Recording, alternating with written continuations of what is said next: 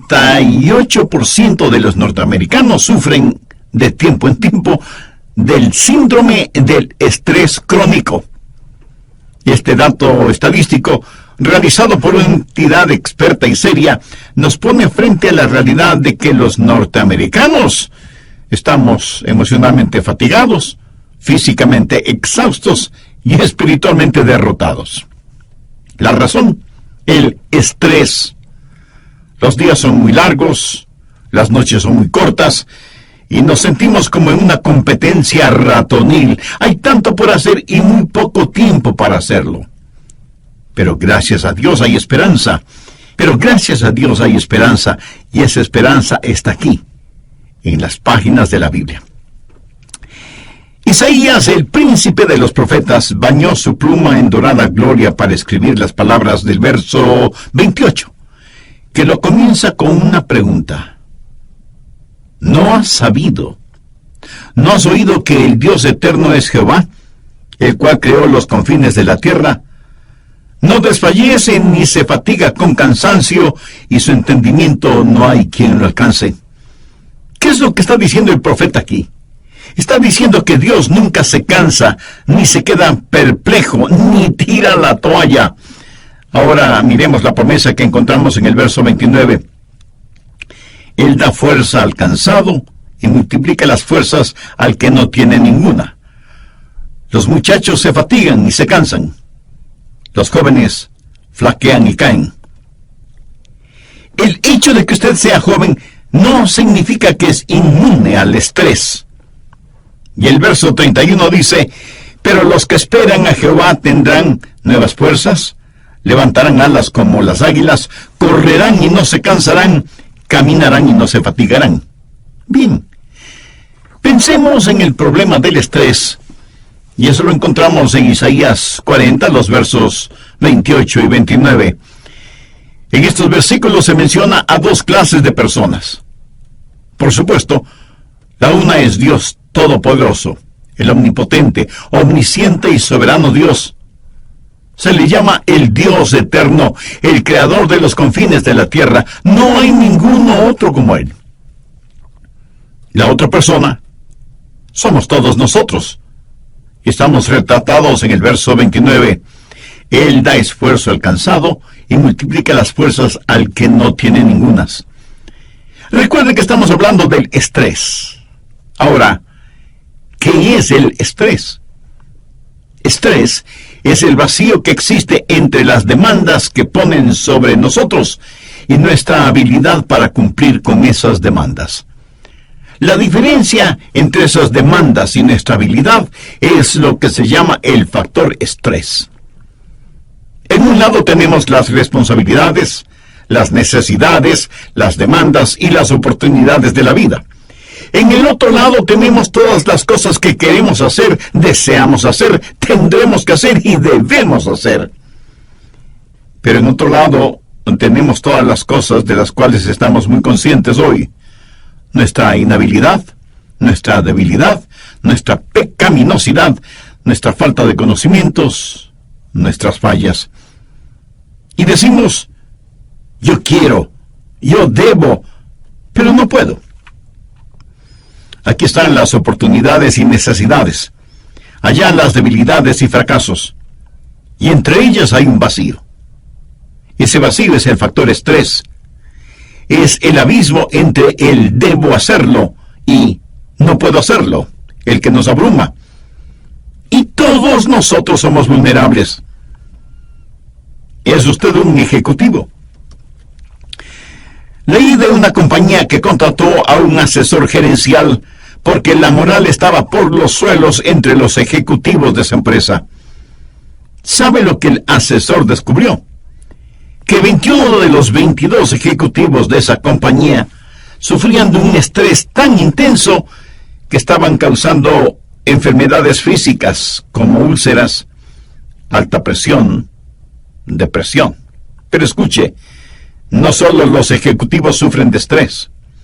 Un obrero, una azafata, un mecánico, un minero, un carpintero, un ingeniero, un pastor, usted mismo puede sufrir de estrés. Y no tiene que ser ni adulto ni viejo, ni joven. De hecho, muchos de nuestros jóvenes en la actualidad sufren de estrés, y algunos tienen que darles medicamentos para que puedan enfrentar la vida diaria en sus colegios o universidades. Algo muy interesante está sucediendo en la actualidad. Cuando el último de los hijos abandona el hogar porque fue a estudiar a otra parte, o consiguió trabajo en otro lugar, o formó su propio hogar, los padres hablan del síndrome del nido vacío. Ahora, en cambio, y con inquietante frecuencia, se habla del nido reacolchonado. Muchos jóvenes adultos que se fueron para enfrentar la vida no han podido soportar tanta presión y han regresado al hogar. Y hay una proliferación de hogares destruidos, cuentas sin pagar, vidas asustadas, heridos emocionales, que deambulan por las calles, gente oprimida por el estrés, sufriendo de indigestión, úlceras, falta de aliento, dolores de cabeza, dolores musculares, fatiga, cansancio, aburrimiento, irritabilidad, falta de concentración, pérdida de memoria, insomnio, todo esto identificado bajo una sola palabra: estrés. Déjeme compartir con usted otro dato estadístico, sorprendente. No sé si es absolutamente cierto, pero si lo es inquietante.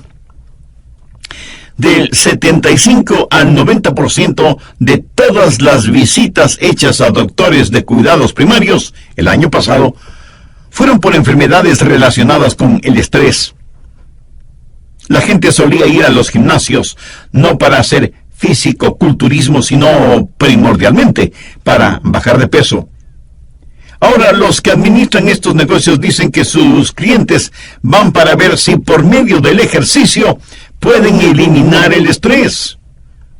El estrés es la razón por la que mucha gente se involucra en el yoga, escucha música de la nueva era y en toda clase de cosas negativas.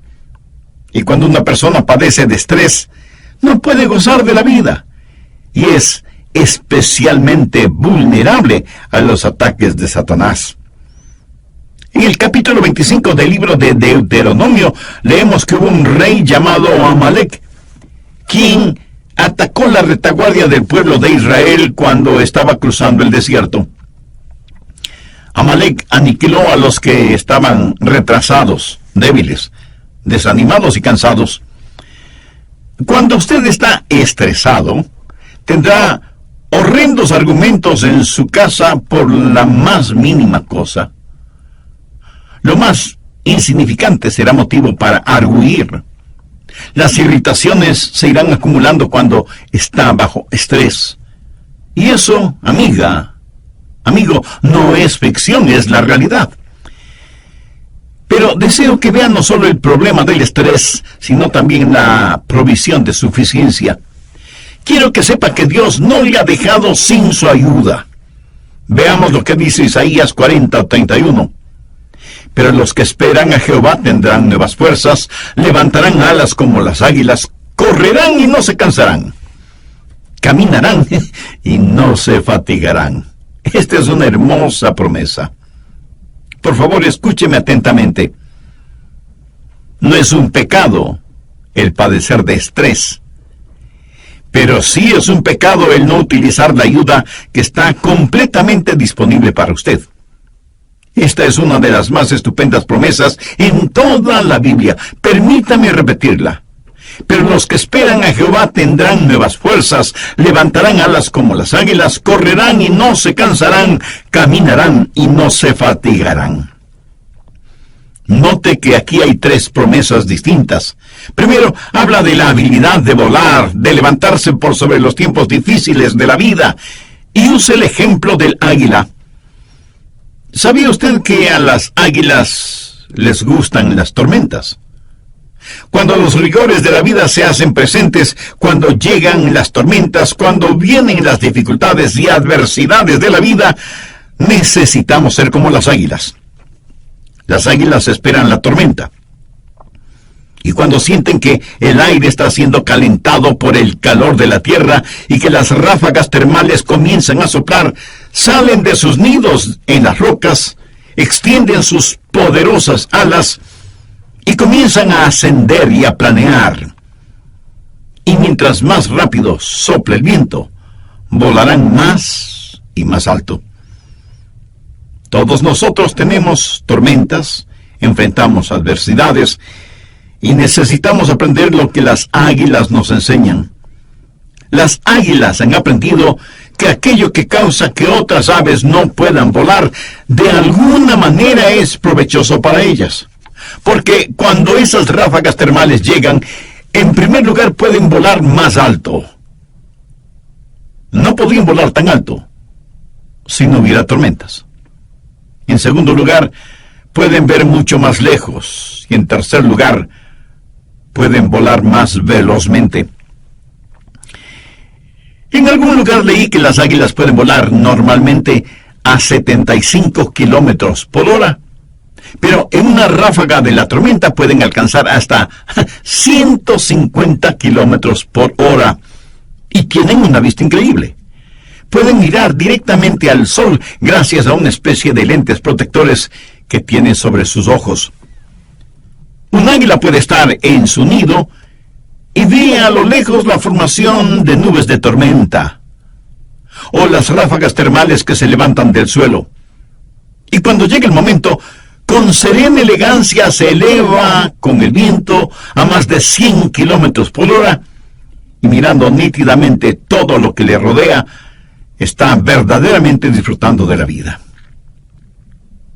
De paso, ¿sabe cómo esa águila aprendió esto?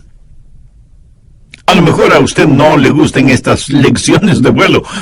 Anote al margen Deuteronomio 32:11. Es una maravillosa lección. Dice, como el águila que excita su nidada, revolotea sobre sus pollos, extiende sus alas, los toma, los lleva sobre sus plumas. ¿Qué significa esto? Un águila construye su nido. Y yo he visto nidos de águilas. Son enormes. Y los construyen muy fuertes, con ramas y todo lo que puedan encontrar. Pero luego usan sus propias plumas para que el piso sea suave y acolchonado para sus polluelos. Y vuelan por todo lado buscando gusanos, culebras, ratones y hasta pescados para alimentar a sus aguiluchos. Pero un día la mamá águila decide que es tiempo de que sus hijos aprendan a volar. Así que, en el nido, comienza a revolotear sobre sus pollos, tal y como lo dice en Deuteronomio, creando incomodidad para los pequeños. Un pastor alguna vez dijo, Señor, estoy construyendo mi nido. Por favor, pon una espina en él.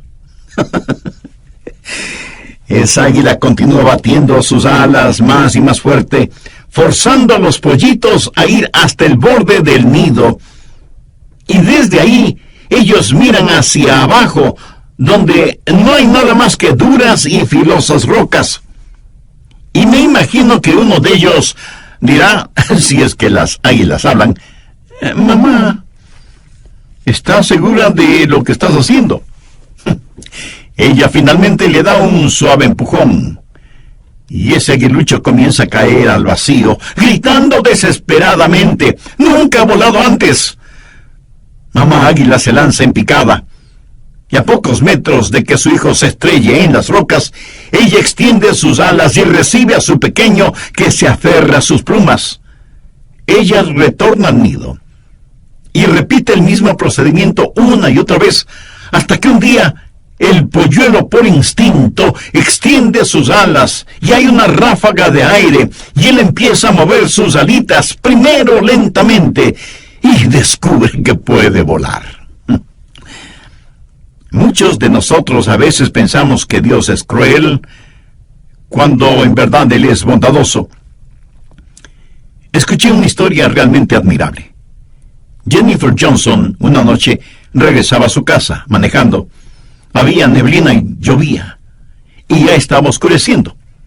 Estaba en un sector de la ciudad por la cual no le gustaba pasar. De pronto su carro se detiene y se da cuenta que es por falta de gasolina. Se disgusta con ella misma porque se había olvidado de poner gasolina en su carro. Miró alrededor de ella y lo único que vio fueron bodegas y cercas metálicas. Y pensó, oh no, ya está oscuro. ¿Habrá algún restaurante o farmacia por aquí cerca?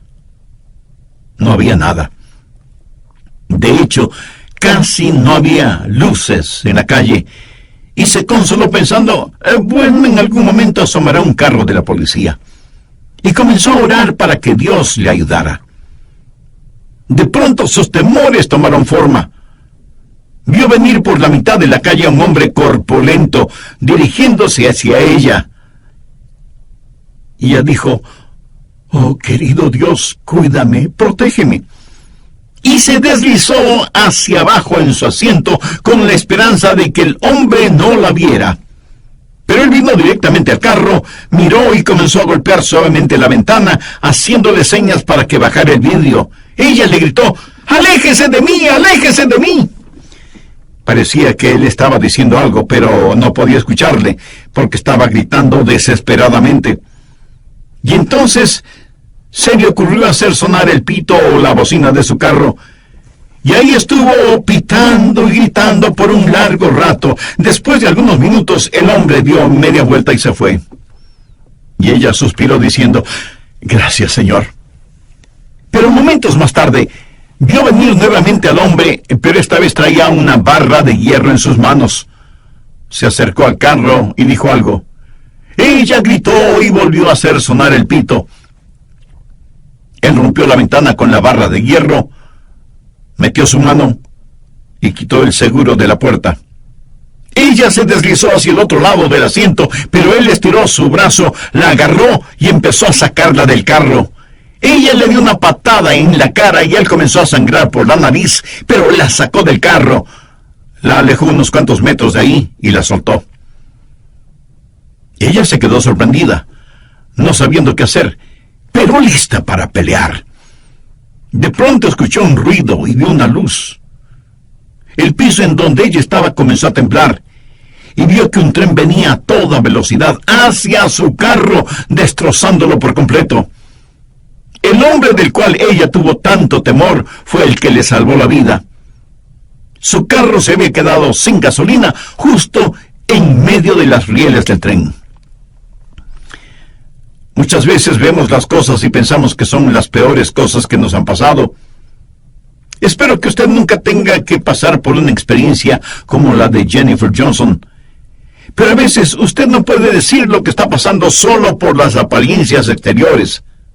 Así, las tormentas de la vida que le llegan pudieran ser cosas que Dios trae a su vida para librarle de algo y para ayudarle para que usted vuele como las águilas. Pero lo más triste es que encima de esos problemas creamos otro problema que acentúa el estrés. Ni siquiera pensamos en Dios. Y nos decimos que la solución debe estar en algún medicamento o que será bueno buscar la ayuda de algún psicólogo o psiquiatra. Amiga, amigo, ¿qué hace usted cuando padece de estrés? ¿Es Dios su primera opción o es la última? Al finalizar el programa anterior dije que lo más triste era que, a más de todos los problemas que tenemos que enfrentar diariamente, creamos, aún sin darnos cuenta, otros problemas que acentúa el estrés. Ni siquiera pensamos en Dios. Y nos decimos que la solución debe estar en algún medicamento o que será bueno buscar la ayuda de algún psicólogo o psiquiatra. Amiga, amigo, ¿qué hace usted cuando padece de estrés? ¿Es Dios su primera opción o es la última? ¿Ha aprendido usted a esperar en Dios? Cuando esperamos en Jehová seremos capaces de volar, a pesar de los rigores de la vida. Pero no solo seremos capaces de volar, sino que seremos capaces de correr sin cansarnos. En el capítulo 8 del libro de los Hechos, leemos la historia de Felipe y el etíope eunuco. Este eunuco necesitaba del Señor. Dios le ordenó a Felipe que se acercara al carro de este funcionario de la reina de Candace. Y me imagino que Felipe Algo habrá tenido que correr para alcanzar y subirse al carro. Dios le dio a Felipe una oportunidad sobre ruedas. Hay los rigores de la vida y hay la vertiginosidad de la vida. Y necesitamos ser como atletas en competencia para hacer lo que tenemos que hacer. Alguien dijo, en alguna parte de África hay una gacela que al levantarse por la mañana se dice, si no puedo correr más rápido que el león, terminaré en su estómago. Y en ese mismo lugar del África hay un león que piensa, si no puedo correr más rápido que la gacela más lenta, me moriré de hambre. Así que tanto la gacela como el león se despiertan corriendo. Creo que a veces nos sentimos de la misma manera. Nos despertamos corriendo porque Satanás, el león rugiente, acecha en nuestro sendero. ¿De dónde vamos a obtener la fortaleza para volar como águilas? ¿De dónde obtendremos fuerza para correr frente a los rigores de la vida? Bien, veamos nuevamente lo que nos dice el profeta Isaías. Pero los que esperan a Jehová tendrán nuevas fuerzas, levantarán alas como las águilas, correrán y no se cansarán, caminarán y no se fatigarán. Dios le dará la fortaleza para caminar en los tiempos rutinarios de la vida. Hay los rigores de la vida y la vertiginosidad de la vida, pero ¿saben dónde la mayoría de nosotros tenemos problemas? En las cosas rutinarias. Quiero decir, cuando llegan las tormentas, las enfrentamos. Cuando llegan las oportunidades, a veces estamos preparados para aprovecharlas, pero son las cosas rutinarias en las que fracasamos. Y no se olvide que son las cosas rutinarias con las que vivimos la mayoría del tiempo. Una cosa es volar como las águilas o surgir como un atleta, pero otra cosa es permanecer en la rutina cotidiana. Y cierto que servimos a Dios cuando nos elevamos durante los tiempos difíciles o cuando corremos durante los tiempos felices, pero necesitamos caminar día a día en la regular monotonía de lo cotidiano. Y es en esta área de la vida en donde fracasamos. La gran necesidad que yo tengo, y me atrevo a decir que usted también tiene, es la fidelidad diaria en las cosas pequeñas. Caminar sin fatigarse. Los israelitas estaban en un peregrinaje. Dios dijo, como son tus días, así será tu fortaleza. Ellos estaban viajando desde Egipto a Canaán. No había trenes, ni buses, ni aviones, ni automóviles, ni cosas por el estilo. Pero tenían camellos y burros, aunque no demasiados. ¿Cómo viajaron los israelitas desde Egipto a Canaán? Caminando. A pie. Un paso a la vez. Había ríos, valles, montañas, dificultades geográficas, animales salvajes, toda clase de peligros, pero ellos tuvieron que caminar durante el día y muchas veces durante la noche. Caminar y caminar. La epístola a los Efesios habla de los lugares celestiales, pero por lo menos 7 veces menciona que la vida cristiana es un caminar diario. ¿Sabe usted lo que es la victoria? Algunos me dirán, pastor, para usted victoria es cuando predica y la gente se salva. Otro dirá, victoria es cuando tenemos una gran campaña para alcanzar alguna meta. Siento desilusionarles, eso no es victoria. Permítame decirle lo que personalmente considero que es victoria. Es el desayunar juntos como familia. Es vestir y preparar a los hijos para que vayan a la escuela. Es tener salud para ir al trabajo. Es limpiar la casa, aunque no esperemos visitas. Es el estudio bíblico diario y el tiempo devocional y el tiempo de oración. Victoria es el ser dulce con su cónyuge, cariñoso con los hijos, servicial con el prójimo. Victoria es ser la misma persona en la casa, en la oficina o en la calle, en días buenos o malos, fríos o calurosos, con lluvia o con sol. Así es la vida cristiana cotidiana. Déjeme compartir con usted un secreto a voces. Si usted es un genuino cristiano en su hogar, puede serlo en cualquier lugar. Pero si usted no es un genuino cristiano en su hogar, usted fracasará en cualquier otro lugar como cristiano. Y no faltará quien pregunte, entonces, ¿qué hace Dios por nosotros? Bueno, en tiempos de adversidad nos ayuda a levantarnos como águilas. En tiempos de oportunidad nos ayuda a correr como atletas. Pero en tiempos de necesidad tenemos que ir día a día. Gracias a Dios por los rigores de la vida y gracias a Dios por la vertiginosidad de la vida. Pero amigo, no se olvide de la rutina de la vida. Las cosas diarias de la vida que necesitamos aprender y cómo obtener la victoria sobre el factor estrés.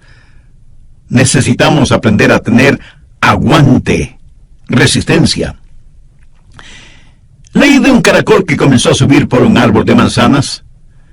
Y usted sabe que los caracoles se mueven muy lentamente. De entre la corteza del árbol salió un gusano que le dijo al caracol, no necesitas subir más, aún no hay manzanas.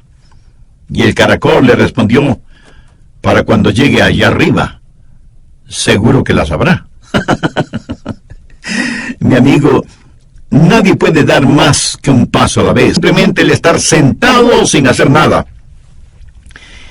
En épocas pasadas, cuando un joven estaba enamorado y quería que determinada jovencita fuera su novia, ¿sabe lo que hacía? Tenía que esperar.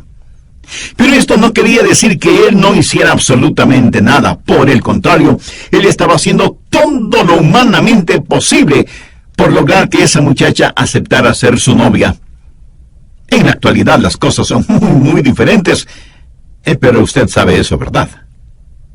Cuando esperamos en el Señor, eso no significa inactividad. Esperar en el Señor significa por lo menos 4 cosas.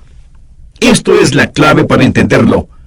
Tenemos el problema del estrés, tenemos la provisión de suficiencia, pero hay la promesa de fortaleza.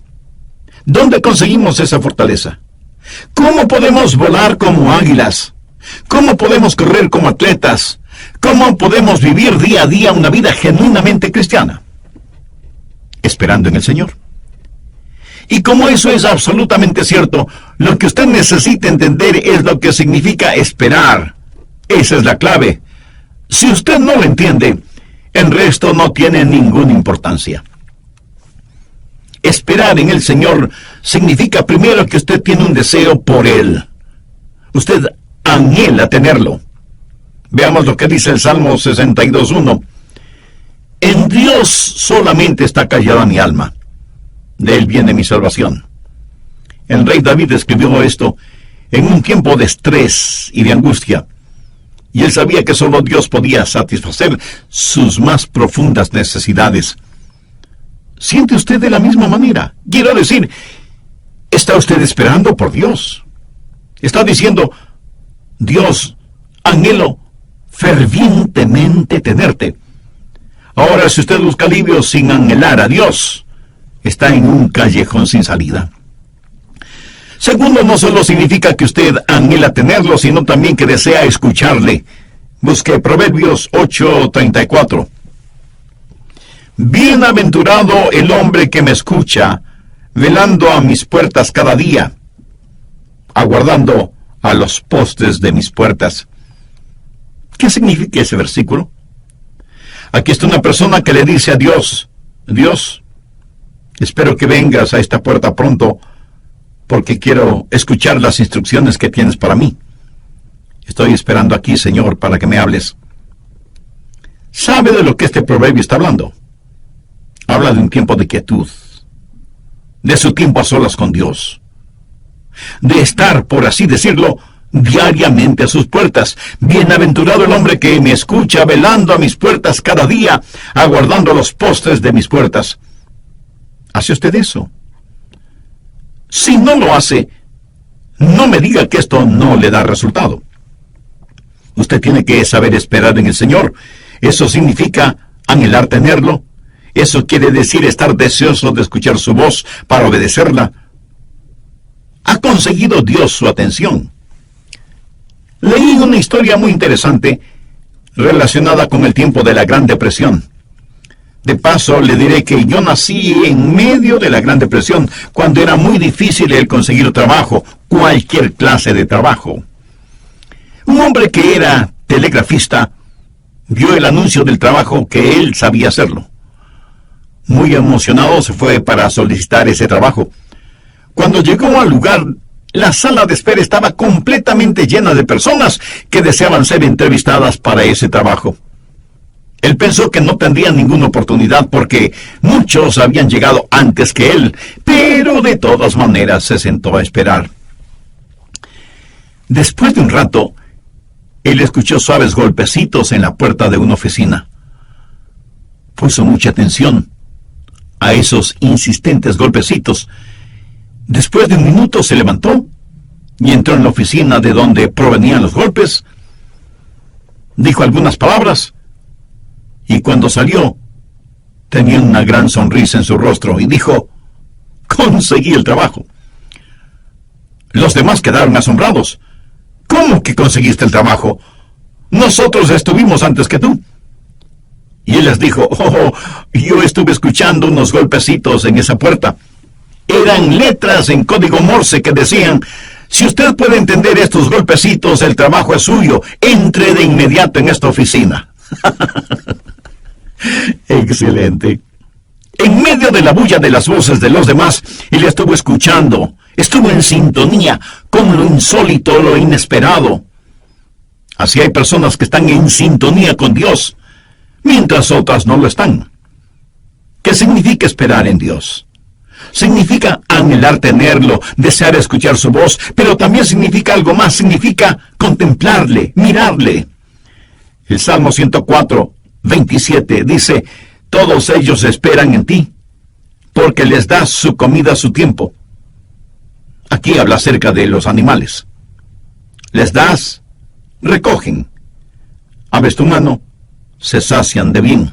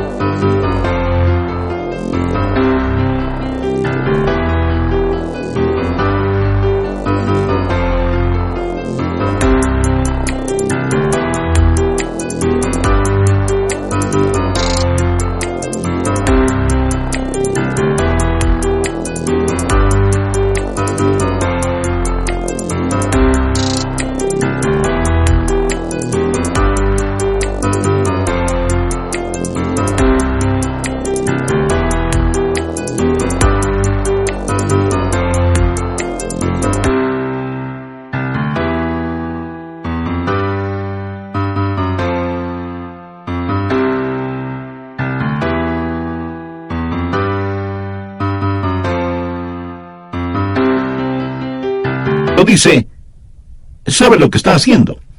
Está diciendo que Dios es mentiroso, porque es Dios mismo quien dice: cuando esperamos en Él, nuestras fuerzas serán renovadas. ¿Sabe por qué he compartido este mensaje con usted? Porque lo necesito yo mismo. Y cada vez que apunto con un dedo hacia usted, tengo 3 dedos de mi propia mano que están apuntándome a mí. Y le puedo asegurar que yo voy a escuchar este mensaje varias veces, porque lo necesito. Todos lo necesitamos.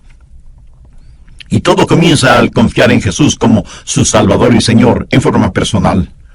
Amiga, amigo, si usted aún no es salva o salvo, pero quiere serlo, puede orar con sus propias palabras de la siguiente manera: Querido Dios, sé que me amas y que quieres salvarme.